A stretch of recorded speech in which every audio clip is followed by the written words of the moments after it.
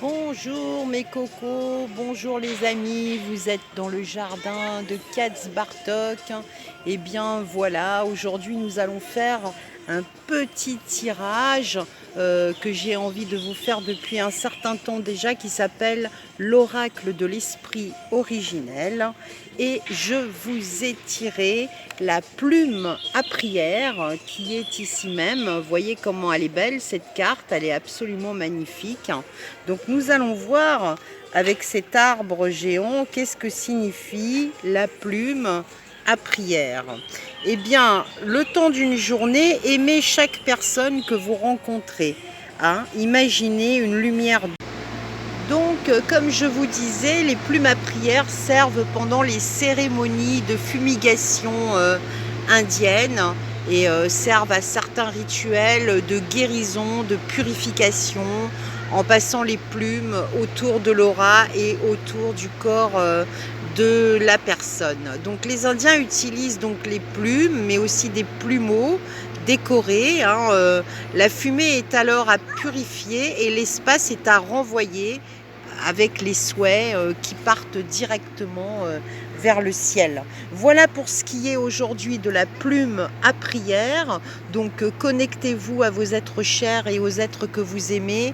Envoyez-leur un espèce d'amour universel, etc.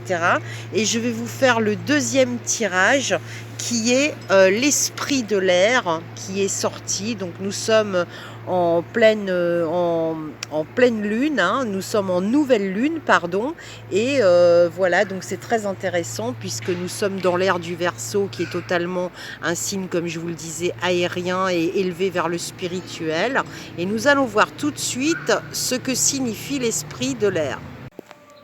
Donc imaginez une lumière dorée qui enveloppe tout votre corps et qui ressort par votre chakra du cœur avec ses belles plumes à prière et qui vous entoure dans l'espace du vent, et vous soufflez dessus vos vœux et vos vœux repartent dans les airs, dans le sacré pour s'exaucer. Voilà, donc ça c'est l'explication pour les plumes à prière que les Indiens utilisent beaucoup dans les cérémonies sacrées de fumigation pour pouvoir exaucer leurs prières et pour pouvoir aussi guérir les personnes malades en passant les plumes autour de l'aura. Donc l'esprit de l'air représente l'émergence de la lucidité et d'une pleine compréhension de l'existence. Prenez du recul, videz votre esprit de tout ce qui vous encombre, respirez et inspirez la lumière pure, dorée ou blanche cristalline. Tout va bien, inutile de vous faire du souci, c'est la fin de la léthargie et vous vous débarrassez de vos œillères, de vos doutes et de vos mauvais schémas de pensée. Donc ne négligez aucun détail, prenez le temps d'écouter la vérité d'autrui, de vous connecter donc à vos proches et aussi à vos ancêtres, envoyez-leur une belle énergie de guérison.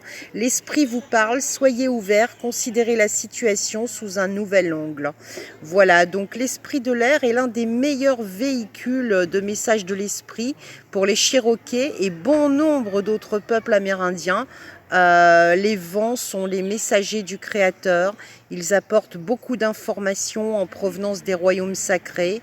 Et quand vous sortez, soyez attentifs au mouvement de l'air contre votre peau, qu'il s'agisse d'une brise infime ou du vent puissant de la tempête. Arrêtez-vous quelques instants pour écouter son message et tenter de comprendre le sens qu'il revêt. Voilà, donc je crois que l'air aujourd'hui a beaucoup à vous communiquer. Purifiez-vous aussi à son contact. Et c'était donc l'oracle de l'esprit originel dans le jardin de Katz Bartok. Vous voyez, il y a plein de soleil.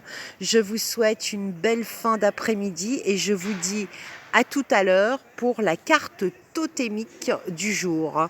Je vous embrasse, prenez soin de vous.